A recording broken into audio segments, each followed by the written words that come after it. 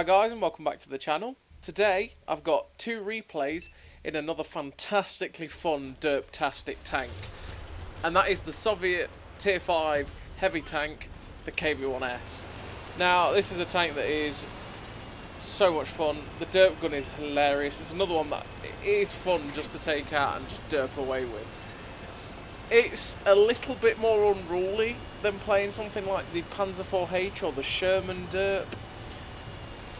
But it can be so much fun and it's pretty hilarious. And there is one feature that on this tank that is absolute filth. And especially for matchups like the one we've got in this one on highway. And that is these heat rounds. There's two lower tier derps that have heat rounds like this. That's this tank and the OI Experimental. And that is that it's got 140 heat pen. 140. That's more pen than... That's pretty much more pen than a lot of tier 5s get in general on their standard. And this is for a, I think it's 360 damage shell, which is absolutely filthy. That means that you can pretty much go up to every single tier 5 and pen them with these heat. So if you get a matchup like this, you just look at the matchup and you go, right, what's the only thing I can't pen? Oh, a Bogatyr. Well, great. I mean, the Bogatyr is obviously incredibly well armoured anyway. But then you're looking at everything else going, oh, I can't pen that. Well, I can pen that, sorry, I can pen that, I can pen that. Oh, KV-1, lol, I'll just pen that easily. KV-1S, the same. Stuff like this, Panzer IV-HD. Sure, I'll pen it. The one big thing that this tank does have is fires. It does like to get set on fire.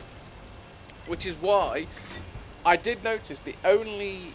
Right, you'll see my... Basically, you'll see my consumable loadout. I had repair kit, food, and a large fire extinguisher. Well, the large fire extinguisher obviously helps with not getting set on fire and immediately putting the fire out, which means you only pay the 20k for the consumable when you get set on fire, right? So that's why I run large fire extinguishers. I don't run the manual one because you only pay 20k when it sets you on, you know, when you set on fire and it puts it out. And obviously,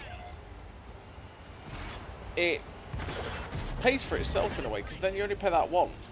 Plus, it's got that passive effect of basically helping not set you on fire, which is always a bonus. So as you see with this Bogatyr, and I'll get back to consumables in a minute, the weakness of the Bogatyr is its turret. And you'll just see what we're going to do to this guy with the heat. We've penned him once, right? We've taken half his health with one shell.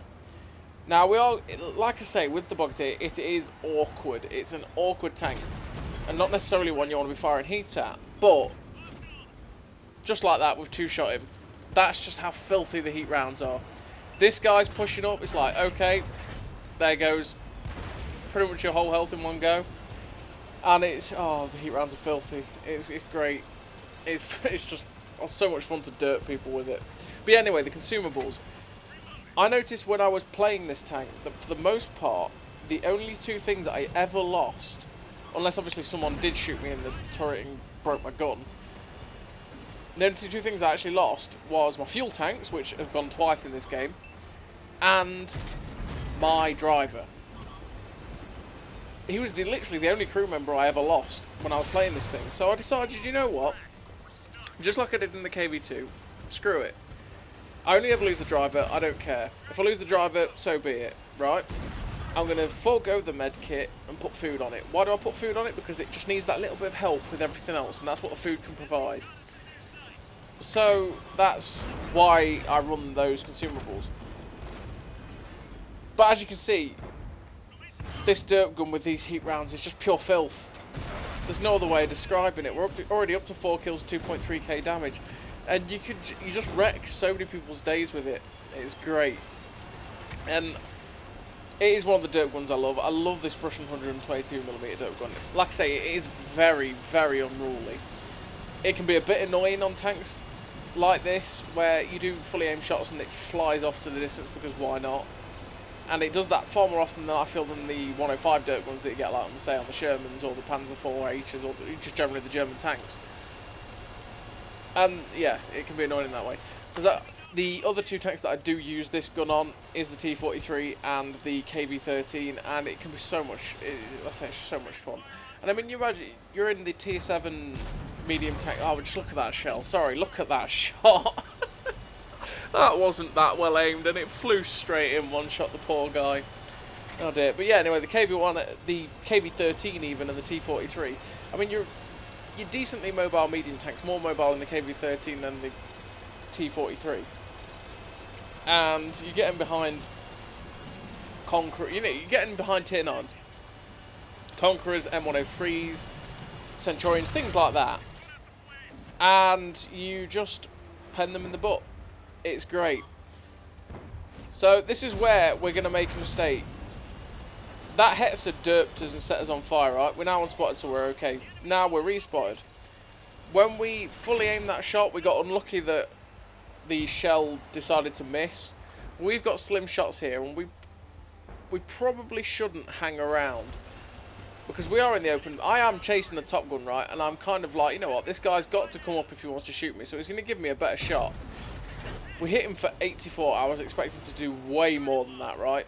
And I'm chancing this now. I'm thinking he's got the derp gun. I know that I've probably got time. Yeah, we don't have time. Don't chance it. And he shuts us down. And unfortunately, that was the end of the game. But it was a very nice game, and it shows how deadly in matchmaking like that derp gun can be, especially firing heat like that. It's just, again, of knowing the targets you can pen with heat. Because especially at tier 7, you can still use the heat rounds. The heat rounds at 140 pen are fantastic. You've just got to know what you're shooting at and what you can pen, and what you can use the rounds against effectively. We did some filthiness in that game with some utterly nasty shots.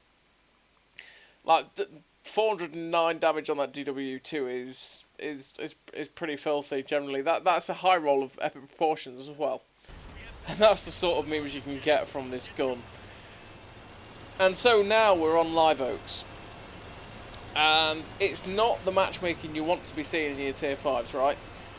2 tier 7s, which, yeah, to be fair, it's not the worst it could have been. It could have been like mostly tier 7s, like 2 or 3 tier 6s and then just you. Which does happen on occasion, and it can be quite frustrating, but that's matchmaking in general. And to be honest, you are bottom tier, right? But I'm not in something like a P43 or the 25 TP, which are the tier 5s for the Polish and the Italians. Now, those two tanks are not great, right? And against bottom tier tanks as well, you really will struggle, because obviously you've not got the pen really. I mean, say the P43 for example has this, probably 6mm more penetration on its premium than this does on its premium. Obviously this gets 360. But not just that, if you can't pen anything right, you have HE rounds, which you're always going to do damage with. And you can really harm the opposition with it. So as you see, we've loaded heat again, and that's because we saw the Skoda T25 and we saw the sort of more squishy things that were possibly going this way. And we blapped that Skoda for 384. No, it's just absolute filth, and it's absolutely glorious when you see those numbers fly up, especially when you're doing it to higher tier tanks too. So we're kind of coming round for him, and I've just ignored him there, which cost me a little bit of health. But we blapped the other guy with the heat round because, you know, filth. And we're going to come round and see if we can pop a shot into him. We shut him down. We took a hit for it, unfortunately, but we did shut the guy down. And we're looking round the corner to see what we've got ahead of us, which is a couple of the tier 7s. Now, we know we can possibly pen this Tiger with the heat rounds. We take a hit, but we do pen him. And again, we're slapping tier 7s for 380 odd. It's a thing of beauty when you're doing it. So now we're going to play the armour a little bit better, which means we're going to side scrape out. We're going to look for a shot at this Churchill 1 in the hope that we can get a shot into his turret. Like I say, we're side scraping, so because that is something that, you know, is it maybe a tier 5, but it is still something that this tank can do. We can use the armour more effectively and therefore bounce the shots and get shots at them, basically. So we're now looking for more shots at this guy. Now, this is just like the Tiger, but unfortunately, Derp Gun does Derp Gun things and we hit our ally. and it ricochets. Now they're more concerned with him, so I'm quite confident I can poke out. I am looking for another shot at this VK, but the dead wreck of the other tank was blocking the shot I had. It was never going to go in. Because just like the Tiger, it has pretty much the same armour, so, I mean, you know, the chances are shorter. Now, I have no idea what happened with that, because I didn't even get a confirmation from the crew, but it looked like I hit the Thunderbolt and just did no damage. And again, here's another one, because he's got a 76mm, that I'm, you know, confident that I can just side scrape and, you know, not do it. Side scrape and he won't do anything to me. And we're just looking for shots, but it's not quite working out this position. We haven't got far enough to pull back, and they're just not pulling out in front of my derp gun. So I'm going to look for a shot at this guy. Unfortunately, again, derp gun does derp gun things, flies above him. But we are going to charge round at this Thunderbolt, because if we get his butt, we can pen it, but unfortunately we didn't even pen it. And he burnt to death. So we're going to look, again, we're just on the move. We want to pen these people. Like, we're being very wary, because obviously we've not got the most health in the world, which means it's not going to take much to shut us down. Now, the Churchill 3 doesn't have the alpha damage to kill us in one shot. He's going to take at least 2 shots, but he does fire really quickly. And we were looking for another shot at the Jagdpanzer 4, but we side scraped and unfortunately missed the opportunity. The 12T does charge round on us, and his mistake. Derp gun says lol, 200 damage. And we're looking for the ash shot on this Churchill. And unfortunately, it kind of, I don't know where that hits, but it doesn't pen him. But we do, you know, a good amount of damage to him. We're still looking for more shots, but he's getting away from us. As soon as we saw that Churchill 3 come round, though, we ducked into cover, because it was like, nope, not dying, not happening. But luckily for me, he just ignored me, which is fine. And yeah, he gets shut down. I just love this. It's one of those things. It's like I think I prefer the KV-1 with this derp gun, because while the KV-1S does have better mobility, which is always great, the KV-1's armour is kind of forgivable. You know, it's kind of it's kind of forgivable. It just sort of takes punishment, bounces quite a lot, whereas it doesn't quite do it on the KV-1S. And this is a pre-5.0 replay, and I've just realised watching that ending screen, it really does catch me out every time how much time it takes to finish. But yeah, the KV-1S is still a good tank, and I enjoy it, but like I said, I think I prefer the KV-1 with the same derp gun, just because it's a bit more forgiving. So, we finished that game. Ace tanker, steel wall, 2.1k damage, block 630, but we took a little bit, which adds to the steel wall, 1700 base.